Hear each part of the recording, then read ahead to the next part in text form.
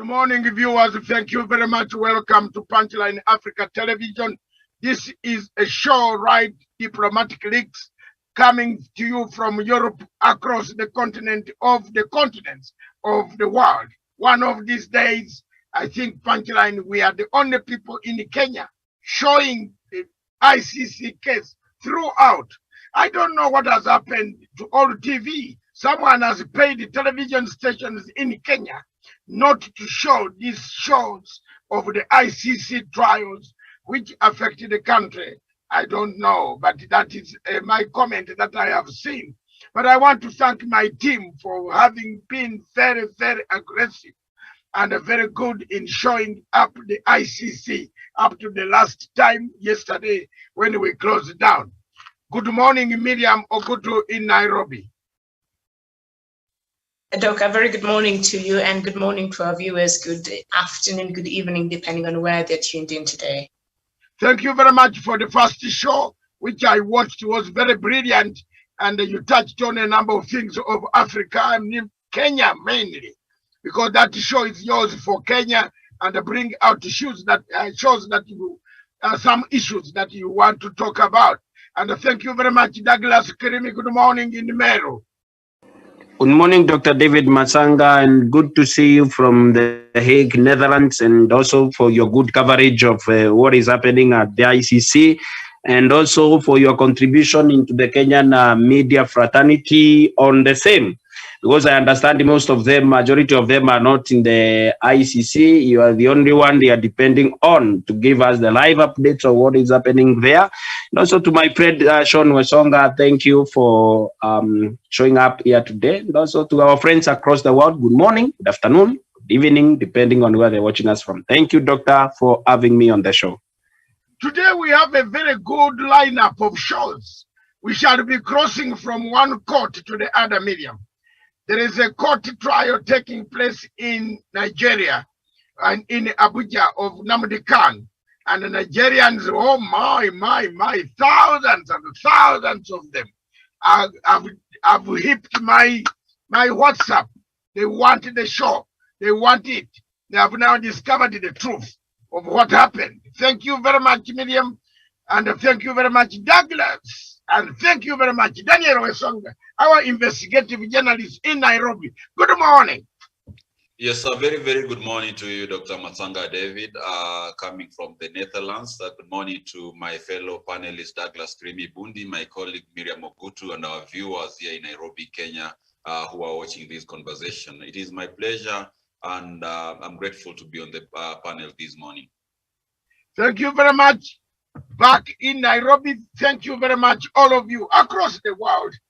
Kenya is again on trial. Kenya is again highlighted as one of the ICC cases involving witness tampering, obstruction of justice, perversion of course of justice, and above all, coaching, training, recruitment, killing of witnesses that have disappeared on case number 1 of the deputy president and Arab Sang. This case continues to hold a lot of headlines across the continent. It looks like whoever created the ICC wants something from Kenya. But is it the Kenyan cases themselves that bring itself up? We are heading for an election.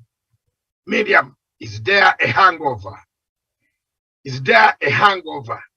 Is the ICC hangover there? Is there something that we don't learn? Is there something that we have not learned? Is there something that Africa has not learned? Why then is Kenya in the ICC? Why then is Kenya not pulling out of the ICC to concentrate on the formation of the African court? I had this morning Wesonga mentioning briefly about it. Why are we here? Why did we delay? Have we changed our behaviors? Do we still think of the hangovers?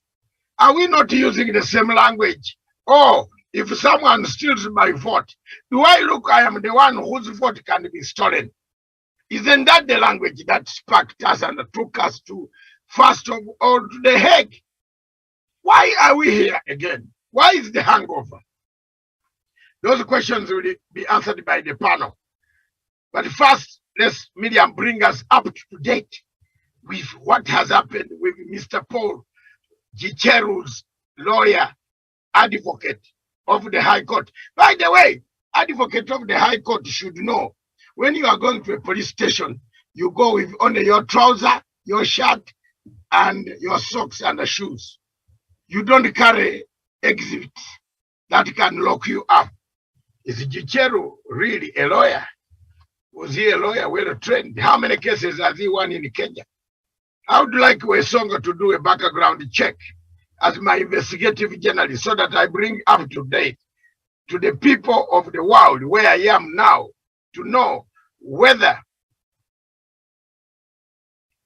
Mr. Gicheru has ever won a case between a cat and a rat. You know, that is the most expensive case.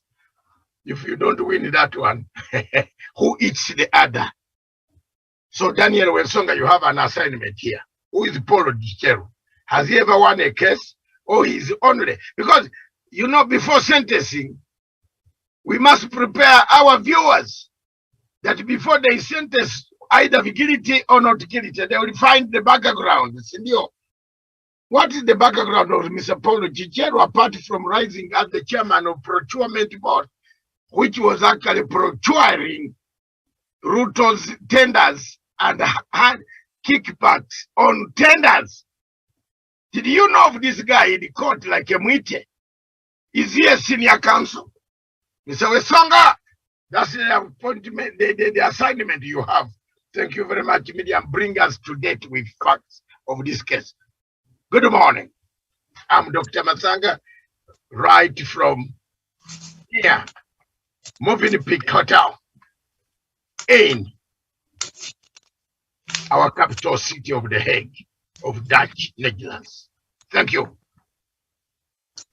Very well. So I'll just get us some information from today's standard newspaper, as was expected. All the newspapers in this country today did a good job in covering that case, and it made itself in the headlines of all the leading newspapers this morning. So I'll just read a bit of that from page 6 on the standard newspaper. And details of bribery, threats, and intimidation emerged during the first day of hearing of the Crimes Against Humanity case involving Kenyans at the International Criminal Court, ICC. It emerged that witnesses were given promises, bribed, threatened, or intimidated to recant and cast doubts on the case against Deputy President William Ruto and radio journalist Joshua Sang.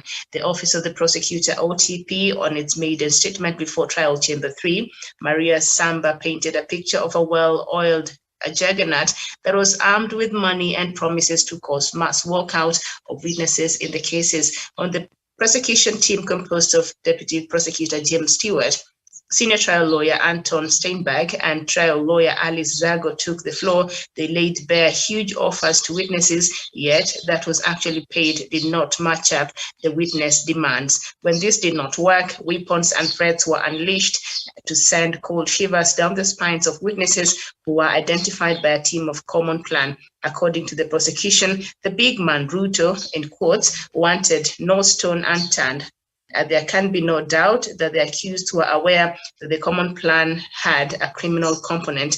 The court had, the OTP says, the lawyer Paul Gicheru was at the heart of the bribery machine, adding that 4 key witnesses were bribed to recant their evidence, while 2 others reported to the investigators about efforts to give them clean cash to walk out of the case. And according to the OTP, the idea was to end Ruto's case quickly, and in the middle of the trial, the mission the court had was to locate, contact, and bribe witnesses. Oh, fine. Thank you very much, Miriam. You open it for us. The mission was to locate, bribe, tamper, and perhaps kill witnesses. Because once you are located and you refuse the bribe, Miriam, next stage, what do we do?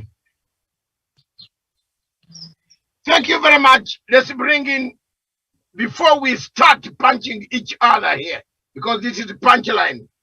Before we start punching each other, let me also bring you the current situation as it stands, the timetable of what is going to happen, so that our viewers can pay attention to what is going to happen in this court.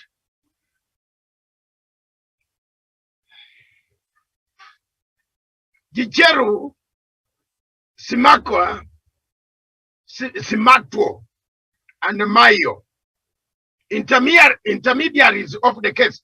And you remember, Miriam, Matsanga said intermediaries were used to locate, to kill, to buy, to procure witnesses. I was right. 2021, 2011, 2012, 2013, the chief prosecutor arrested me. He arrested me for 3 days in Fairview Hotel. Why I'm so excited about this case, and why I'm so excited about, and why I love this entire court, is that I was arrested for tampering, allegedly, of a witness who had no protection order from the court. I found the witness on Facebook. So I did not locate the witness. I trusted the witness on Facebook with the name. I didn't know the witness. If you are a witness, then you change the name and the location. So how did it happen? It had intermediaries. But let's come back to the timetable. We shall discuss that at another, as things go about. The timetable of summary of this case is very clear, and Miriam, is better for our people who are watching us to know what is happening in this court. Today, on 16 February 2022, 11:30 European time, trial hearing continues, courtroom number 3. Tomorrow, 17 February 2022, the trial continues in court number 3, again at 11:30. The same happens on 18th. The trial continues in court number 3. On February 21st, the court will be hearing the same case in court number 3 of the building across here. And then today, on 22nd of February 2022, the court will hear the court will hear everything from the trial from Mr. OTP, Mr. Stewart. Mr. Stewart is the leading counsel, and the defense counsel is Mr. Canavas and Susan Tamaranovic. The legal representatives of the victim is not applicable because there is nothing. The presiding judge of this case in trial number 3, as you know, Miriam, there is also a trial going on of the Ugandan rebel who was captured in the Central African Republic on when. But let's stick on the hangover that has created Africa, Kenya. Why is the ICC? Let me pose a question. And you also, Miriam, can pose me questions of what you want me to answer on this subject. What is happening? Why did we stay? How did we reach here? From your reflections, and let me put a question to Douglas. From your reflections, is what the chief prosecutor saying the truth or not the truth? Don't you think someone in Kenya, given the Kenyan tactics, someone was doing this job? Douglas.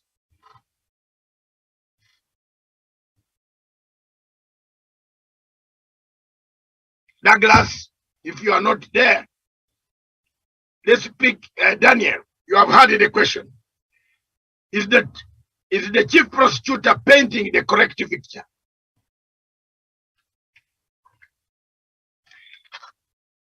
Yes, Dr. Matsanga David, and of course, from where I sit, I believe there was a lot of behind the scene maneuvers on the side of the ICC.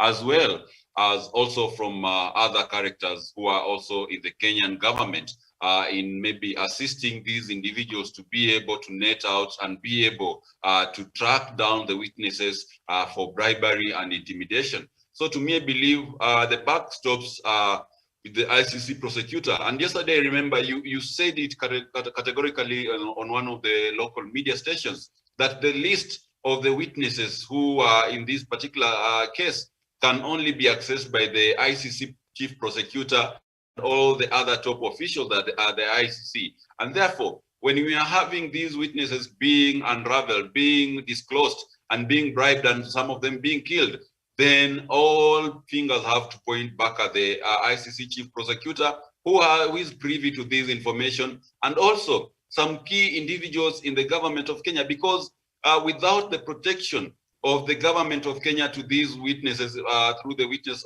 Protection Program, which is done in cooperation with the ICC, then these witnesses' safety cannot be guaranteed in the country. So to me, Dr. Matsanga, as per your question, I believe the ICC chief prosecutor is not painting the correct picture of the matter as it is, because witness tampering starts all the way from his doorstep in the Netherlands, in The Hague, and it goes all the way to the Kenyans, also some crude officials who are actually working in tandem with these people who are interfering with the witnesses. So I believe it is a matter which comes from the doorstep of the ICC chief prosecutor in collaboration with the rogue officials in the government of Kenya, who are doing all this work of identifying witness, blowing their cover, and actually sending emissaries to be able to bribe them and intimidate some of them. I submit. We shall come to that question of bribing witnesses. Miriam, from your perspective, where you are seated as an analyst, as an anchor, senior anchor, you have been on this case. You were there before in other television stations when this case took place. What exactly, what comes in your mind when you hear the chief prosecutor Stewart saying, oh, people in the prostitution laying exactly? Don't you think there is something that comes in your mind and say, but that is the truth? Or no, this one looks the truth? Because to me, Miriam, first of all, let's do this. Let's play this tape. Let's play this tape. Video, bring the tape. My production team, bring the tape. Miriam, then you see, then in your heart, when you are watching this lay down of the groundwork of the job, how this man must start. You see, at the moment, the chief prosecutor is looking for Mr. Godfather. They are not looking, they know Mr. Gicheru somewhere will come to a close. When more witnesses like the one coming today could be lethal. To say you remember, we even had a meeting where the defense lawyers were there. You get my point? The client's defense lawyers could have done in one of these meetings, because the rumor going around here is not very good, Miriam. Let's watch the video if it is ready. For the offense set out in Article 71C of the statute with respect to P0247 by small Roman 1, promising him at least 2 million Kenya shillings, small Roman 2, intimidating and threatening him multiple times, including at gunpoint, and small Roman 3, paying him 30,000 Kenya shillings to induce him to withdraw redacted, to record a false video stating that the ICC attempted to coach him to give evidence against Mr. Ruto, to sign a blank piece of paper, and to locate, contact, and or corruptly influence other prosecution witnesses committed during the period April to May 2012 to 2014 at a redacted location in Kenya. The prosecution notes that 2 further suspects for whom arrest warrants have been issued for the same offenses remain at large, and we call upon the Kenyan authorities to take all necessary steps to surrender these 2 suspects to the court without further delay. That you have explained the nature of the charges to your client, Mr. Gicheru, and his right to make an admission of guilt or plead not guilty to the charges. Good morning again, Your Honor. Yes, we have fully explained all of his rights, and he intends to go forward with the trial because he maintains his innocence. Thank you. Well, thank you very much, Mr. Canavas. Mr. Gicheru, can you rise, please? Now, do you understand the nature of the charges read out to you today? Yes, I do, Madam President. Do you make an admission of guilt with respect to any of the charges? Not at all. Madam President, for the record, I plead not guilty. Not guilty. Respect of all the charges? Yes.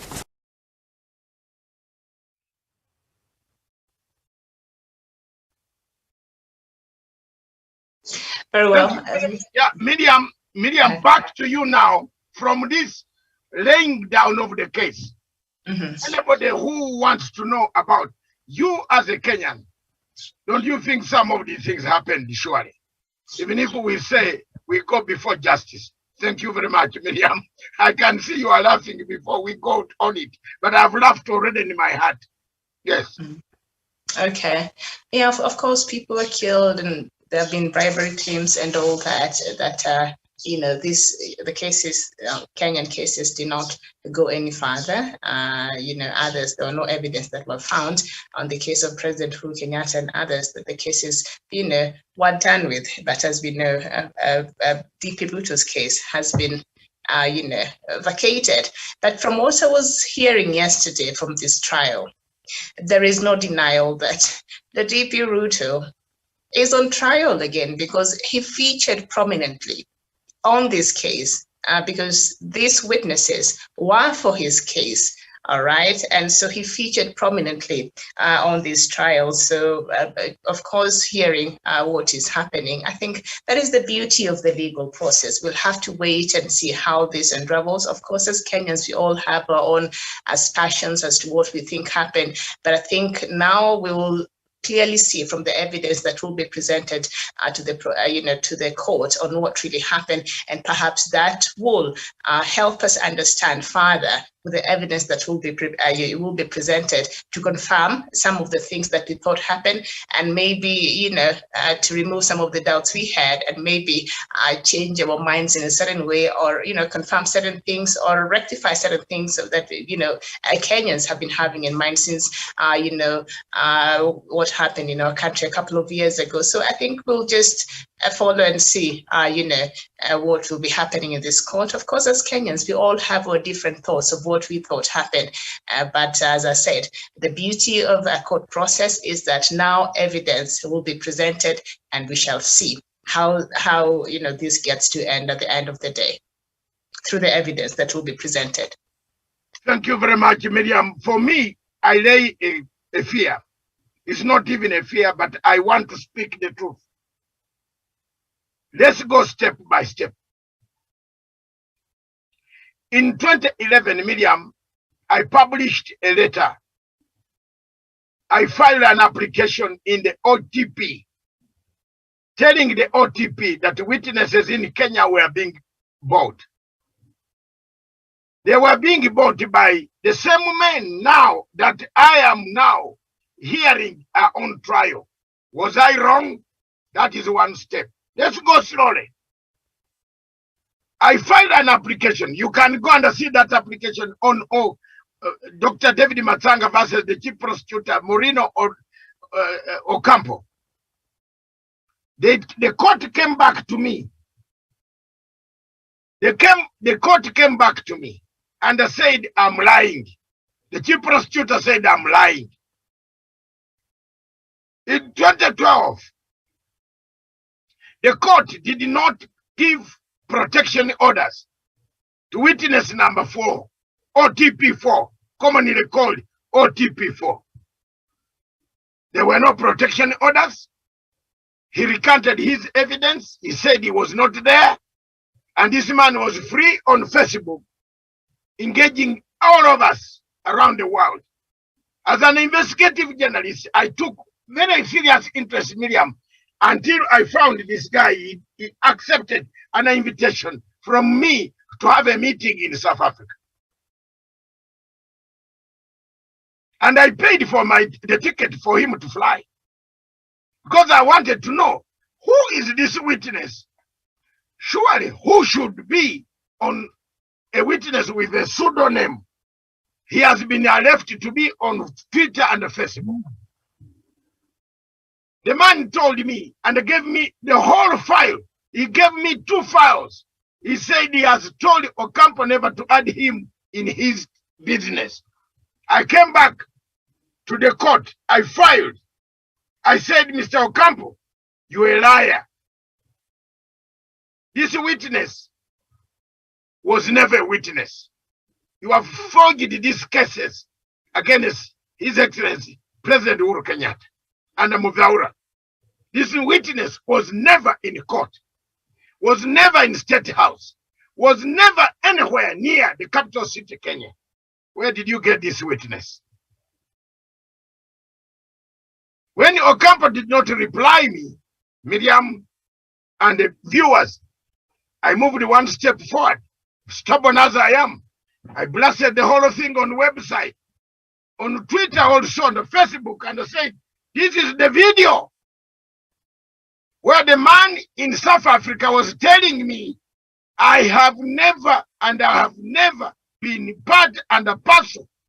I didn't go to State House. I did not go anywhere. And I told Ocampo, don't add me as a witness. And I'm not on witness protection unit. When the OTP saw that document on going viral, Miriam, I tell you, within 80 minutes, I had over 800,000 viewers. And even my internet broke down. I had to repair it. The ICC wrote a letter and said, we have arrested you. We are coming for you. I said, come, bring it on. Okay, they say, bring down, remove that article. I said, I'm not removing. Stubborn as I am. And being stubborn and being confident, Miriam, in this world, it helps. Don't condemn me for being a bad man or being stubborn. It helps me. I was stubborn. I told Moreno Ocampo I would not remove the article and the video. I circulated this video to almost 4 million people worldwide. Everybody said, kumbe the case is 0. Everybody. Even the current chief prosecutor, Mr. Karim Khan, benefited from this video. So when you look at these things, I'm talking from a personal background of experience of what happened to me. So as a person listening to this case, Miriam, I want to frankly tell you that the prosecution has a case. They have laid it down properly. One, they have taken, the worst mistake that Mr. Ticheru made was to go with this phone that he was going to show the Netherlands government that he has got an iPhone, which was bought from stolen money of Ruto. And then with an iPad, and then a laptop. How can you go to a police station? How can you go to a police station? A police station with a phone when you have, or a panga. You go to a police station with a panga, which you have used to kill a person. Surely, are you not mad? Have you gone to school? This is where we are now, as we stand. Wesonga, for me, Miriam, maybe you cannot say yes or no, but I conclude they have built their case. They are building their case. If we look at the second witness today, they have built their case. There's a case here, smelling. And the strategy of this case is to capture Mr. Baraza, capture Mr. Semweto, Mr. Mayo, and for Mr. Gicheru to say who gave him the money. I want to explain to the people the strategy the prosecutors using before Wesonga comes in. It's a strategy that any mafia style of operations in the world, the mafia directs you to go and shoot I'm not saying don't shoot people. The mafia operates by killing the right target. You have seen the films where mafia don't come and kill. They can kill the father, but not the children. And if you make a mistake in the film and you kill the child, when you go back and report that, what did you do? You killed the father and then you killed the son. You are shot. So in this case, the mafia style strategy of the OTP is that we are looking for the godfather, the man, the money maker, the big baby, big daddy. That's the big daddy they are looking for. That is all I can say now. Miriam, they are looking for the big daddy. Who is this big man? They are not, the rest here will run. The Kenya government cannot, Miriam, Kenya government cannot, they know where Mr. Mayo is. But there is a rule of law in this country that Mayo has to go through a process and then his process to go. But what made Mr. Kicheru, I want to ask both of you questions as we come to closing. What made Mr. Kicheru finally, Miriam, to pick up his goods, to put his laptop, wear his suit and the shoes? Is there something what happened to this man that morning?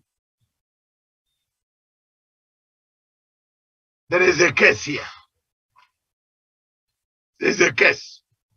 For me, Daniel, I believe there's a case.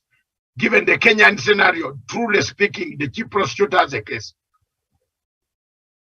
On this one, I hate the court, but they have a case. There was bribery. I saw it also. In 2011, I saw it. I saw the barazas. I saw Ken Wafula. You remember? Bring that argument. Bring that TV, that clip. Production team, bring that clip of Kenny Wafula and Matsanga on Jeff Koinange. Bring it on now, and you see that Matsanga never lies. I was telling Kenny Wafula, you are the one who brought the witnesses. And unfortunately, he's gone to the Mecca. We shall meet in the waiting room. Because those who go up, I'm told, don't die. They go up and wait. I don't know whether God has, there is something, you wait. When you go, boss, you wait. So Wafula must be waiting. Bring the tape. Bring you production team in Kenya. You are very many there. Bring this Wafula, Kenny Wafula, Matsanga. If I did not say the truth, cut my hand now. Isn't it coming here? Isn't it here? There's both witnesses. Wafula had one wife. He married 11. By the time he died, he had 11 women. Money made out of witness procurement. Bring the Wesonga go on as they look for the video.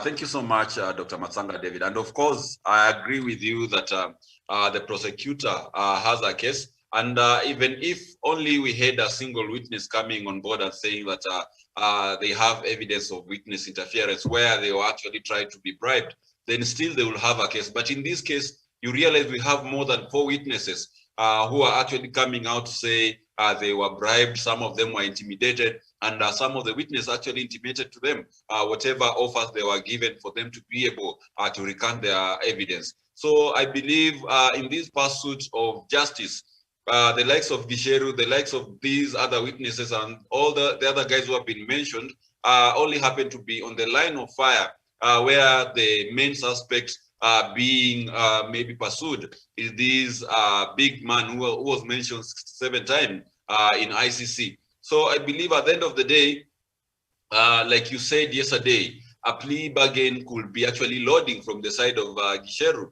If he will be convicted, perhaps found guilty of interfering with the witnesses, perhaps we're gonna see a scenario where he's gonna become now a witness of the ICC and be able to spill the beans so that ICC is able to get its key suspect, who is the man who was behind the monies, who was behind the threats, who was behind the death of so many witnesses who refused to recount their evidences based on the bribery and the coercion that was being perpetuated by a few crooked individuals. So I believe, Dr. Masanga, at the end of this all, we're going to have people who actually had their hand in this being brought to book. And this might not include maybe the small fish that are in the name of Gisheru, Baraza, and many other people who are actually used to interfere with the witnesses. But the ICC will be going with, for its key suspect, the person who at first was at the ICC to answer to allegations and accusations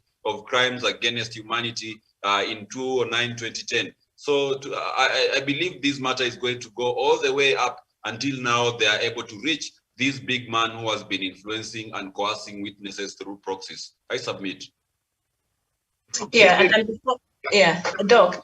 Of course, the prosecutors, as we know, earlier, not earlier, but sometimes back last year, even Gisheru's, legal team, where they learned that the prosecutor had been collecting, additional information on the same case. So they perhaps, after realizing that there was some level of, witness tampering, the prosecutor was smart enough to go behind and start investigating quietly and silently. And so we saw, Gisheru's team, not very happy with that move. But yes, the prosecutor has a case. They have their evidence. I think they've been very, they've taken their time, and for them to revive this case. And when Paul Gisheru presented himself, I don't think he thought the prosecutor as part was ready to look at this case in the manner in which it happened. So he realized he might have gotten himself in a lot of trouble.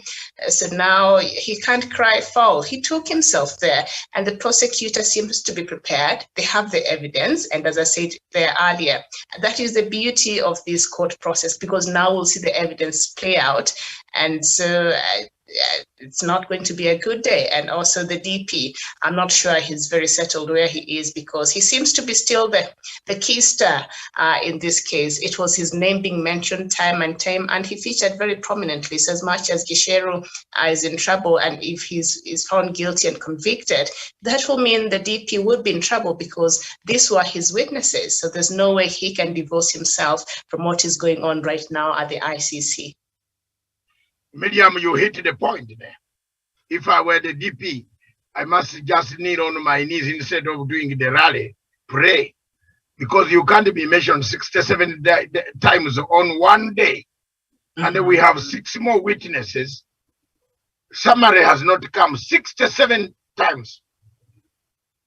And Doc, I was watching while this was ongoing. Kenyans are really divided as to the timing of this case at the ICC. We have to remember the ICC did not revive this case. Paulo Gisheru took himself there, so they were forced to start this case again. So it has nothing to do with the ICC, and they're the ones who put this on schedule at this time. No, Paulo Gisheru took himself there, and so that's why the case is ongoing. So Kenyans are divided. Others are saying this is a political witch hunt and all that, and it's targeted, because obviously how prominently the name of the DP is featured there. But perhaps what I'm wondering, will this cause an effect in perhaps a change of heart in some of the people who perhaps are going to vote for him? How will this affect his presidential bid in the upcoming election? Will this have any kind of impact at all? I think, Miriam, you have raised something. Hold on that tape first before we play it. There's something you have raised which we needed to discuss, to look at. What is the impression at this hour that the people see the pictures of Kiamba Church? Yes. On that one, yes, it will pull, it will remove, it will bring down the votes of the deputy president in the region of Mount Kenya. That is playing very well now at the moment. Everybody is glued. And one of the good things is that the DP, those who handled this, who have made the national television stations not to show these shows, they have forgotten everybody has most 3/4 of Kenyans have telephones and they are watching. But the same, what is coming on the newspapers are being read by even the population in Mount Kenya. And the leaders in Mount Kenya are standing on this to say, look, the worst part of it, Miriam, will come from here. And this is what you should watch. If Gicheru pleads guilty and he is found guilty, a warrant of arrest or warrants of arrest will increase, because you cannot be mentioned 1,000 times in a trial without the judge saying, who are you? Who is this man? So a warrant of arrest could be issued. In the final analysis today, Deputy President to go and clear his name. So if a warrant of arrest is issued, you know what the drama is. You are asking whether it will affect the election. Of course, the DP is one of the presidential candidates. And if there is a warrant of arrest arrested, calling you, not summons. A summons, you can remain doing your rally. But a warrant of arrest, as it is, if it comes the way right now, it comes from the ICC. Believe me, look at me, Miriam and Wesonga. It will be immediately executed. And that's where we are heading. Are you seeing that? It will be immediately executed. Because it's not coming from the Kenyan court. It will give the government to wash its hands. It wants to do its election. Go and sort your mess. And if I am the one, like the deputy president, I'll rush quickly. Because if you go now, you might be able to come in October 2022 or November 2022, when elections in Kenya are finished. So if you talk about that, because the way they are mentioning, we are looking for the big man, the big guy, the mafia in Sicily, who sits in Sicily or in Milan, and says, I want to do away with Miriam. And I want you to do it. When you find Miriam wearing a black and white dress, not red, you don't wait. You wait because he knows. The master knows what he wants. The prosecution is laying its case down by saying, look here, we are doing this. They told us it was money coming from. So finally, this will take, it will take quite a lot of strength for that line, for anybody to disregard what is happening. Secondly, there is a point you raised here. How did it come to this angle that at this hour, this question can only be answered, Miriam, by Paul Chijero himself.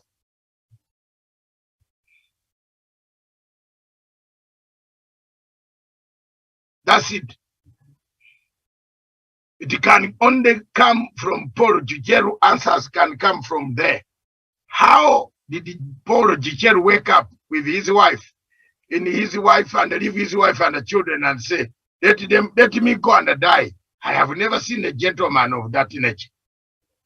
It's a very serious question. Yeah.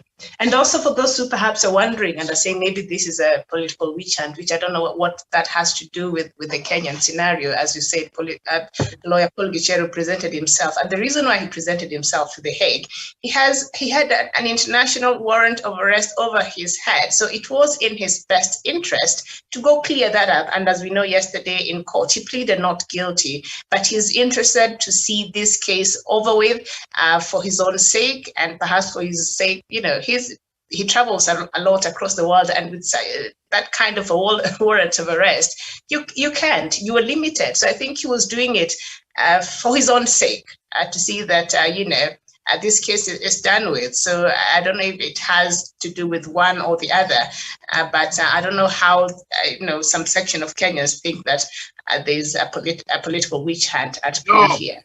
I think there is no, Miriam, you are right. There is no political witch hunt here. Gicheru had a warrant, and that warrant was on his head.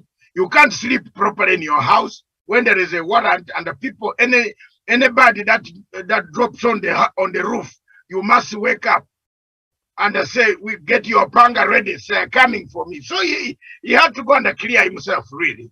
But you know, with African politics, anything can be said once you die. There is no death in Africa which is not linked to something. And I hope you have heard of that thing. Wesonga, finally, as we bring this step of Wafula and we finish and we switch on to another topic. Yes, thank you so much, Dr. Matsanga. And I actually agree with you first that this is going to have a huge implication on the support that William Ruto has been enjoying in the Mount Kenya region. Because now it's going to bring out the true colors and the demons and the memories of the Kiambaa Church massacre, and a majority of Kikuyus who were displaced, raped, killed, and whose property were actually destroyed in the Rift Valley.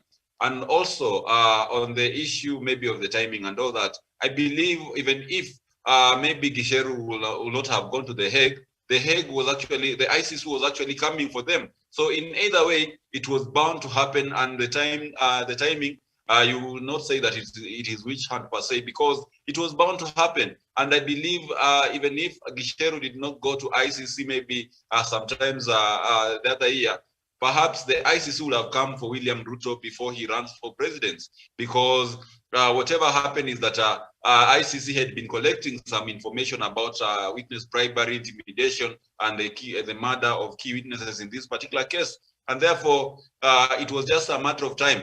When I heard that lawyer Gicheru had gone to the ICC, I knew he went there because he knew things were actually crumbling. And perhaps, who knows, maybe simply because the ICC was closing in, someone could have gone away with him, who could have disappeared away with lawyer Gicheru, because when you see in the list of ICC witnesses who were killed, such as Yebei, they are also embroiled in this web of guys who were actually bribing and intimidating witnesses. But that did not spare his life from being taken away by the same people he was trying to help. So to me, I believe, just like the mafia, when maybe it is worried of being exposed and maybe the law closing down or clamping down on them, they even kill some of their own. And that would have been maybe whatever preemption that lawyer Gicheru had before running all the way to the ICC and surrendering. So I believe this is not something that is politically instigated,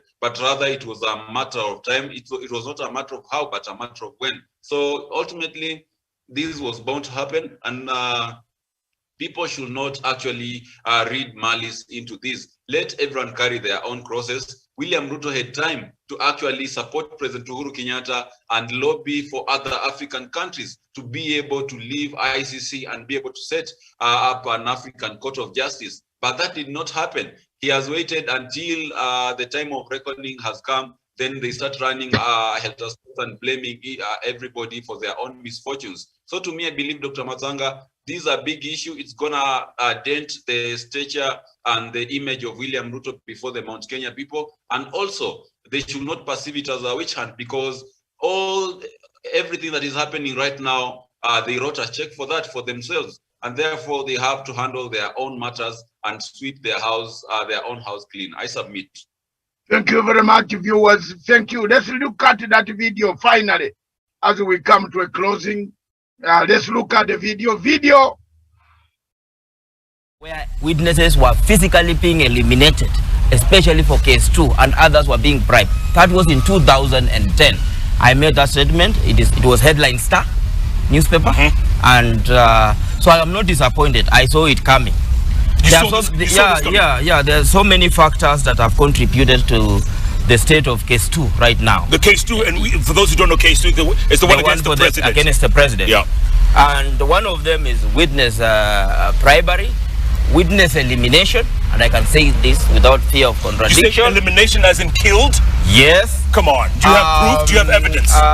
When you look at that case, you will see that there are a lot of things about Mungigi. Between 2008 to 2010, there was a spate of massive killing of top Mungigi leaders, who some of them are believed to have had a role in the post-election violence. And that one happened, and everybody knows. And investigations have never been done. So I saw this coming. Number two, I would like the president to be free. I would like the president's case to be withdrawn. But then, if that case is only relying on the president's financial transactions, then I urge the president to give out so that he can be free. Matsanga, yeah. What Wafula is saying right now, that witnesses have been killed. He's alleging on national television, yes, witnesses have been killed. Has he reported to the police in Kenya? Yeah, ask him that. No, I'm asking you and ask him. Has he reported anywhere where a witness has been killed? Wait, what is the CRB number? First of all, let me not go into that. My position and the position of many of us, just as we have stood firm, from day one, I told you that this evidence was being cooked. I think you used the word procured. Procured. People bought witnesses like tomatoes. This guy here had an academy on Ruto case. This guy had an academy of witnesses. So the tall one, the short one, pick that one. That's ready tomato. It's not me who has said it. It's Khan. Khan has put it in the court. It is Mr. Wafula has to struggle to clear his name with Khan. Let him not fight Matsanga. Matsanga, I have said, one, I seek justice. Justice for both victims and justice for suspects.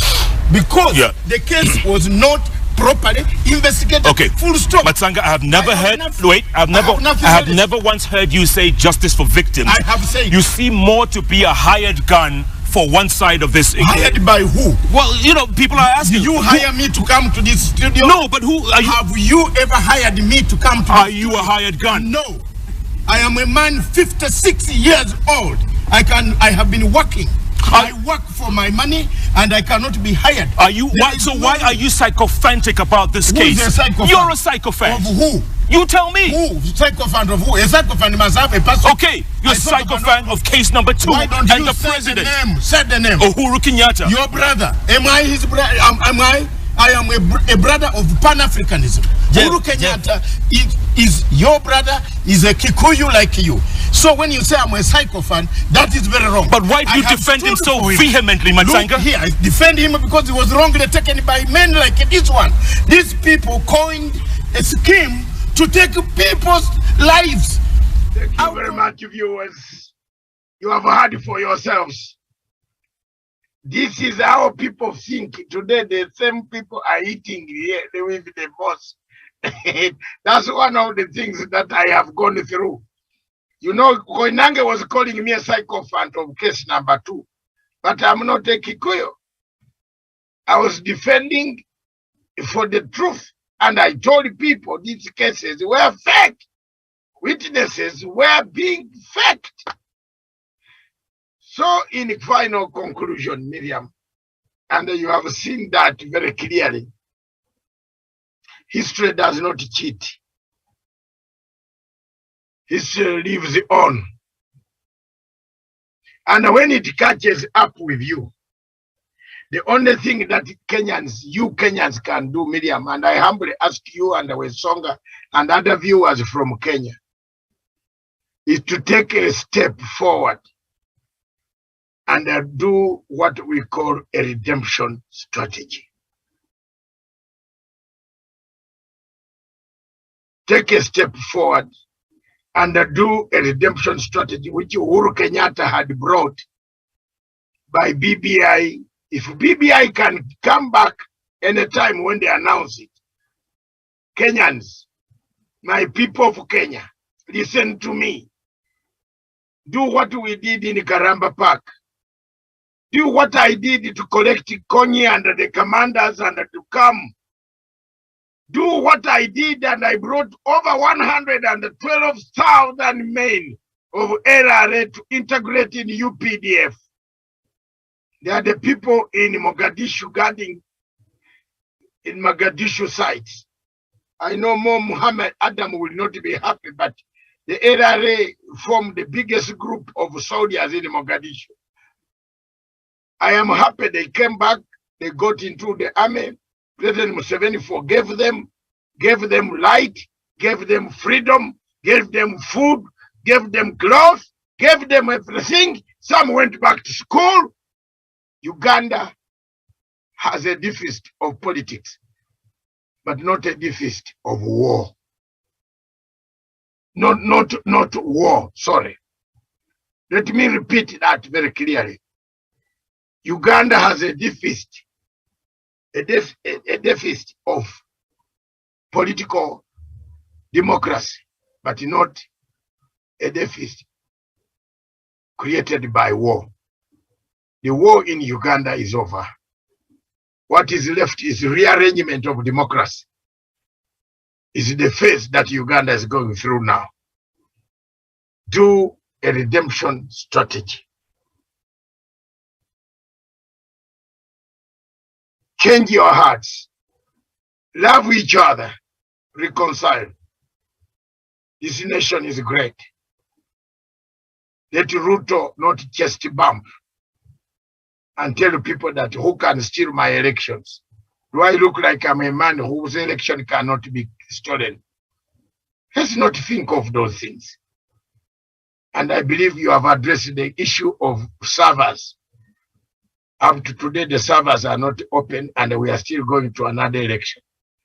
They will again discredit. It is the same issue will follow by discrediting the elections that are coming.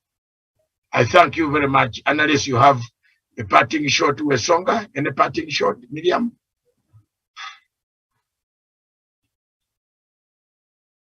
Well, I think we'll just be following up on the case. I think today it will be resuming at 12 noon Kenyan time. So we shall just be following and see what else will be. What other information can we get there from the ICC? Thank you very much. It's not. I think it starts at 11:30 the other time. Yeah. Thank you, Daniel. Thank you very much. Otherwise, coming up next is Nigeria on autopilot. We are going to go across to Abuja and see what is taking place in Abuja. Is Nigeria on autopilot? There is no pilot there. Killings, arrests, torture, rape is happening in Nigeria. Thank you very much. From here, fundi ya mitambo, back to Nairobi. Miriam and the headquarters. God bless you. Let's meet.